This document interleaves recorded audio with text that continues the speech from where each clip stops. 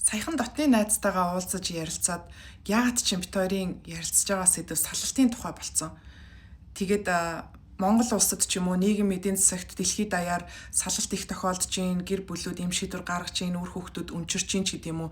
Энэ сэдв зүгээр ингээд нийгмийн факт, тоо баримт мэдээ болоод аягүй их гарч идэг. Гэхдээ бит хоёр одоо салалтыг ямар нэгэн хэцүү зүйл гэхээсээ илүү магадгүй энийг нөгөө талаас нь хараад үзвэл яасан бэ? Салалт гэдэг бас давуу талтай байж болох ч юм билүү гэдэг талаас нь ярилцсан гэсэн үг. Мэдээж би энэ яриагаараа одоо аз жаргалтай байгаа хосуудаа ч юм уу зүгээр хэвийн байгаа хүмүүсийг салаараа гэж хэлэх гээд байгаа юм биш үү? Харин айл үршээ тий болох зүйл нь болчихсон, асуудлууд нь тодорхой хэрнээ одоо шийдвэрлэх боломж байхгүй, хамтрагч нь өөрчлөгдөх ямар ч тийм хүсэлгүй эсвэл бүр амар хортой харилцаа үүсчихсэн. Тэгээ үүнээсээ салах шийдвэр гаргачихсан хүмүүстэй болон салаад удаагүй байгаа хүмүүстэй зориулаад өнөөдрийн энэ салтын тухай яриаг ярмаар санагдсан юм. Маш олон болж бүтэхгүй байгаа асуудлуудаас, тодорхойгүй нөхцөл байдлуудаас өөрийгөө авч гарахыг одоо ирмэлзээд алхам хийсэн, салж байгаа хүмүүстэй баяр хүргэе гэж хэлмээр байна. Энэ бол тийм амар хялбар шийдвэр бол ерөөсөө ч биш. За тэгээд та бүхэн яг одоо ингээд ирээдүйн минь одоо яах болоо? Би ямар их шаналж ганцаардж байна. Би насаараа ганц би байх юм болов тий? Энэ харилцаагүйгээр би одоо хаашаа явна ч гэдэм үү? Маш олон эргэлзээ айц тунд төөрөлдөд явж байгаа байх. За тэгээд энэ бол хэвийн ямар ч хүн урт удаан хугацаанд хин нэгэнтэй хамт байгаад за бүр ингээд холын хугацааны зүйлсээ төлөвлөөд ярилцаад дасчихсан байгаа үед түүнээсээ ингээд гараад холдоод явхаар бидний бие мэдрэлийн систем тарих ингээд маш олон савлгаанд өөрчлөлтөнд өртөж идэг учраас тийм тухгүй мэдрэмж төрөх нь бол аргагүй. Тэгээ би энийг хідэн судалгааны үр дүн дээр үндэслээ та бүхэнд ингээд тайлбарлахыг хичээлээ. Нийт салалтын 65-аас 70%-ийг эмэгтэй хүмүүс гаргадаг гинэ. За тэгээд өндөр боловсралтай хосуудын дунд бол энэ эмэгтэйчүүдийн гарах шийдвэр нь бүр өндөр 90% хүртэл эмэгтэйчүүдийн шийдвэрийг гаргадаг юм байна. Яагаад гэхээр сэтгэл ханамжгүй байдал, сэтгэл зүйн одоо таагүй байдлыг эмэгтэй хүмүүс мэдрэхдээ илүү хурдан байдаг. За тэгээд тодорхой хэмжээнд үүнийгээ мэдрээд яваад ахаараа ямар нэгэн алхам авч өөрчлөлт хийх ёстой гэсэн хүчтэй мэдрэмж эмэгтэй хүмүүст төрдөг юм байна. Харин эрэгтэй хүмүүст болохоор тисч твчих боломжтой л бол ингээд тисэд яваад ах хандлагатай байдаг гинэ. Гэхдээ эмэгтэйчүүд салах шийдвэрийг ихэвчлэн гаргадаг боловч салсны дараа эрэгтэй хүмүүсийн ганцаардл нь илүү өндөр хувьтай байдаг. Яагаад тэгэхээр эрэгтэй хүмүүс илүү хамтрагчтай ингээд тулгуурсан ойр тойрны хүрээлэлдээ тэр болгон одоо нарийн нандин зүйлээ ярилцаад хуваалцаад идэггүй бол эсвэргээрээ эмэгтэй хүмүүс найз нөхөд одоо ажлын хамт олон гэр бүлийн дотны гишүүд ч гэдэм үү ийм хүмүүстэйгээ сэтгэл зүгээ хуваалцаж тий ганцаарсан мэдрэмжээ хуваалцах боломжтой байдаг учраас тэр мэдрэмж нь арай бага байдаг гэсэн үг. Салсны дараах эмэгтэй хүмүүсийн хувьд санхүүгийн асуудал арай өндөр байдаг ч гэсэн бие даах одоо сэтгэл зүйн доктортой байдлыг олж авах нь хурдан байд юм байна.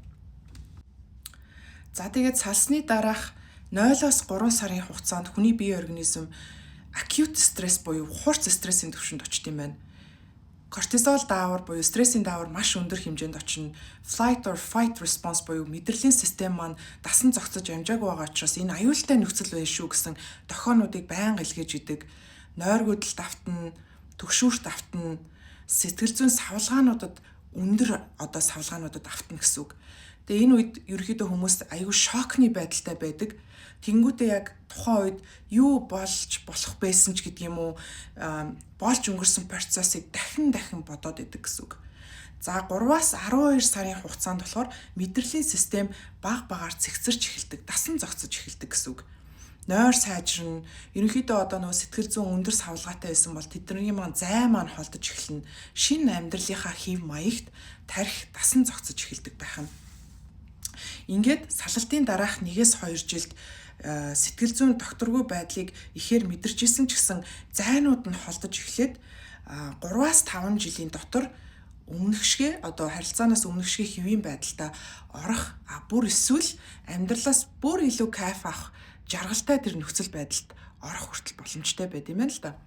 Ихэнх эрчүүд салсныхаа дараа илүү хурдан гэрэлдэг ба нийт 64% нь эмэгтэйчүүдийн 52% нь дахин хураандаа бүүч зүүд юм байна.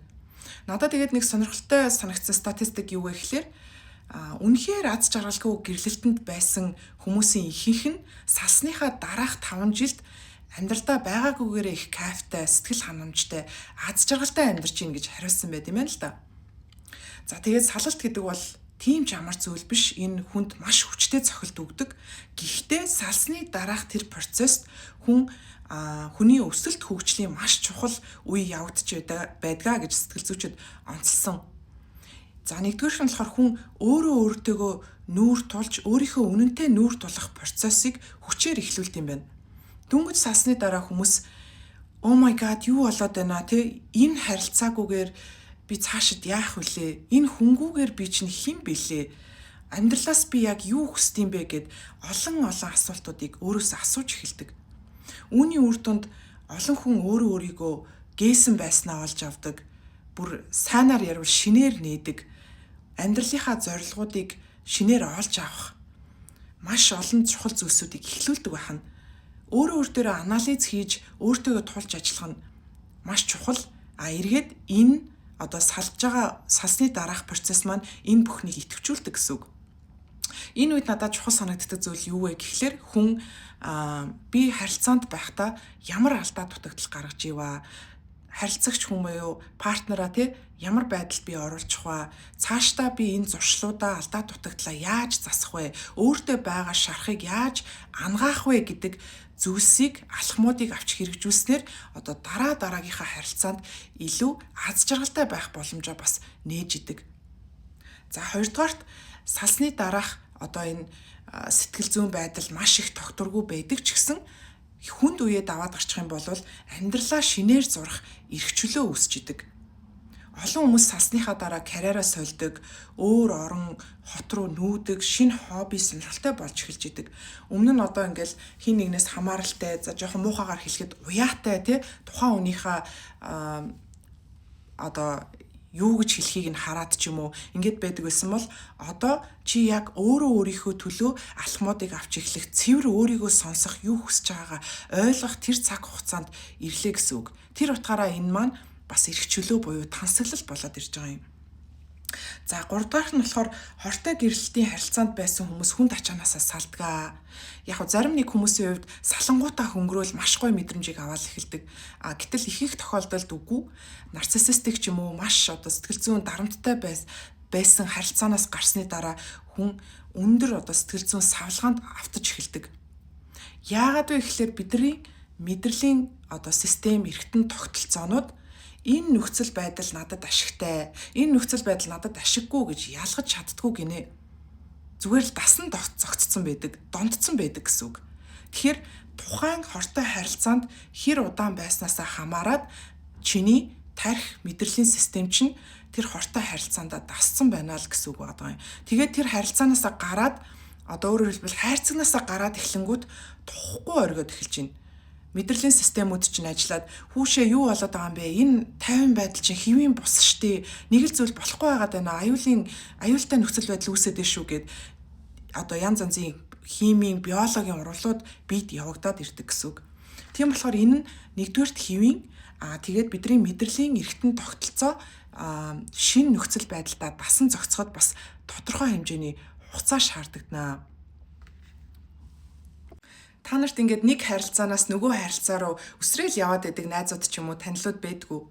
Тэр хүмүүсийн мэдрэлийн систем нь хин нэгэнтэй л хамт байвал тайван байх тийм програмчлалт автцсан дондцсон байна гэсэн үг.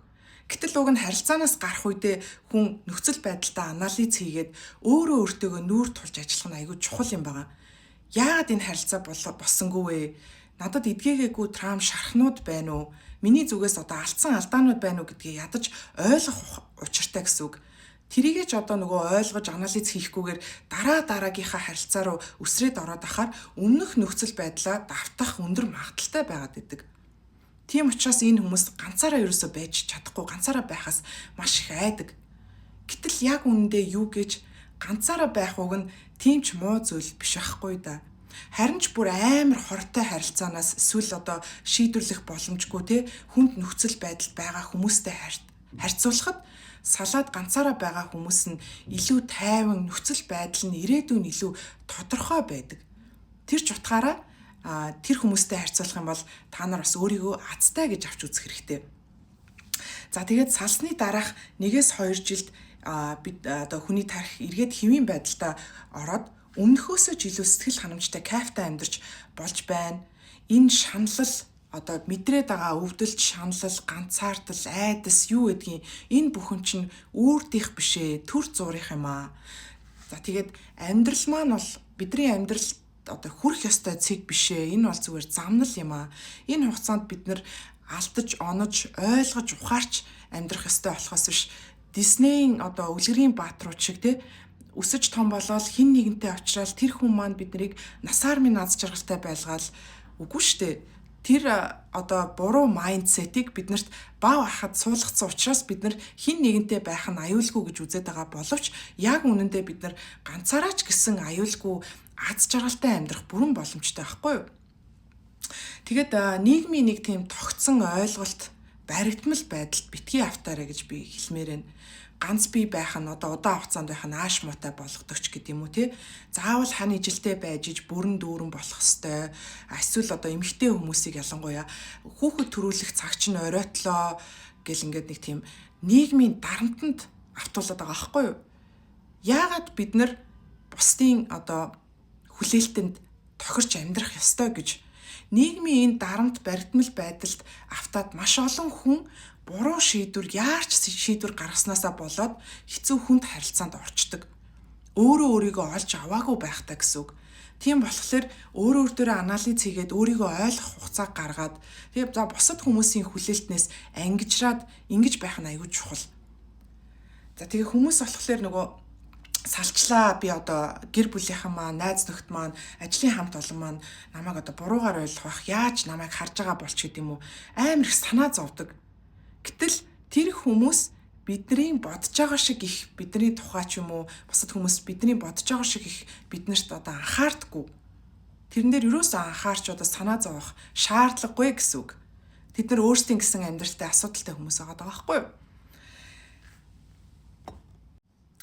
Монголчууд ер нь бусдад юу гэж харагдаж байгаа вэ? Ямар харагдаж байгаа вэ гэдэг дээрээ маш өндөр ач холбогдол өгдөг, санаа зовдөг төрлийн хүмүүс.